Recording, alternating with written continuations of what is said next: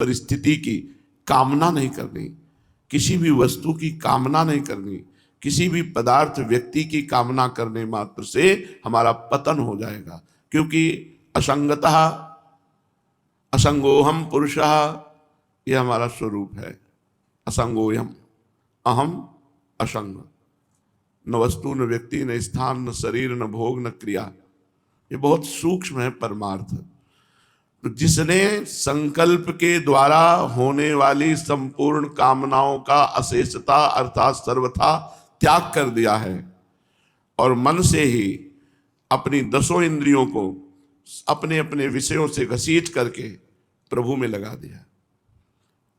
शनै शनैरुपर में बुद्ध्या धृति गृहीतया आत्म संस्थम मनः कृत्वा द किंचिदपि चिंतयेत्। शनै शनै, आराम आराम से, धीरे धीरे से एक एक विषय का त्याग करता चला जाए, एक एक गलतियों को सुधारता चला जाए। साधक को अपनी गलती जांचनी चाहिए। भजन में क्या प्रतिकूल चिंतन हो रहा है, क्या प्रतिकूल क्रियाएं हो रही, क्या प्रतिकूल खान पान है, क्या प्रतिकूल संग है, इन सब बातों का चिंतन करना चाहिए।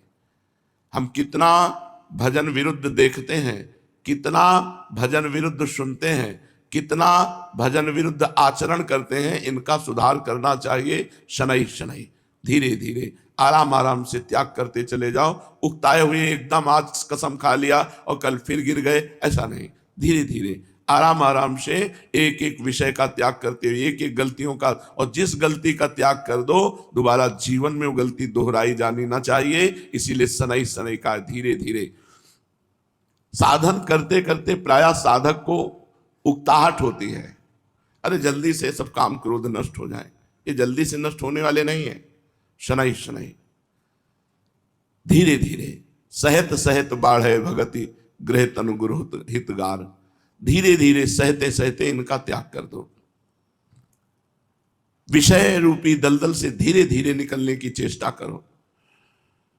निराशा होती है कि भजन करते विचार करते इतने दिन हो गए पर ना तो भगवान की प्राप्ति हुई और ना कोई अनुभव हुआ, अब क्या होगी, कैसे होगी।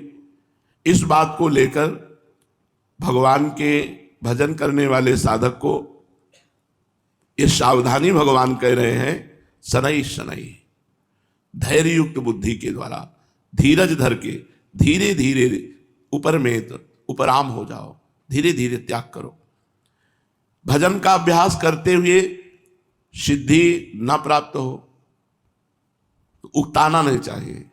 यह सिद्धि का तात्पर्य अन्य सिद्धियों से नहीं, स्वाभाविक निरंतर भजन भगवदाकार वृत्ति, प्रत्युत धैर्य रखना चाहिए। जैसे भजन सिद्ध हो जाने पर, सफलता होने पर धैर्य रहता है, ऐसे ही विफलता होने पर भी वैसा ही धैर्य रहना चाहिए। बहुत गंभीर साधक चाहिए, धैर्यवान साधक चाहिए। किसी भी स्थिति में हमको टूटना नहीं है। वर्ष के वर्ष बीत जाएं पर प्रमाद नहीं करना। वैसे ही तन्मयता पूर्वक भजन में प्रयत्नशील हैं। चाहे वर्ष के वर्ष बीत जाएं, शरीर चला जाए तो भी परवाह नहीं, मुझे भगवत प्राप्ति करना ही है। कारण इससे बढ़कर दूसरा कोई ऐसा काम है ही नहीं, इसलिए इसको समाप्त करके आगे क्या काम करना है। भगवत प्राप्ति के सिवा और कोई काम करना नहीं। यदि इससे भी बढ़कर कोई काम है तो इसको छोड़ें और उस काम को अभी करें, पर इससे बढ़कर कोई काम तो है नहीं। इस प्रकार बुद्धि को वश में कर ले। बुद्धि में मान बढ़ाई आराम आदि को लेकर जो संसार के प्रति महत्व पड़ा है, उस महत्व को हटा दे। जब सही भजन होने लगता है ना, तो मान बढ़ाई, रुपया पैसा, सब खान पान व्यवहार, ये सब कूड़ा करकट नजर आता है, झूठा, जो हमारे साथ नहीं चलेगा, केवल हमको फंसाकर भजन से विमुख किए हैं। बुद्धि में जो मान बढ़ाई आराम आदि को लेकर जो संसार का महत्व पड़ा है, उस महत्व को हटाना होगा। साधक को धैर्य पूर्वक इस महत्व को भी हटाना होगा। धन्य भाग है जिसको कोई जानता नहीं और भजन कर रहा है। वाह वाह जय जय, इस पे नहीं फंसना चाहिए।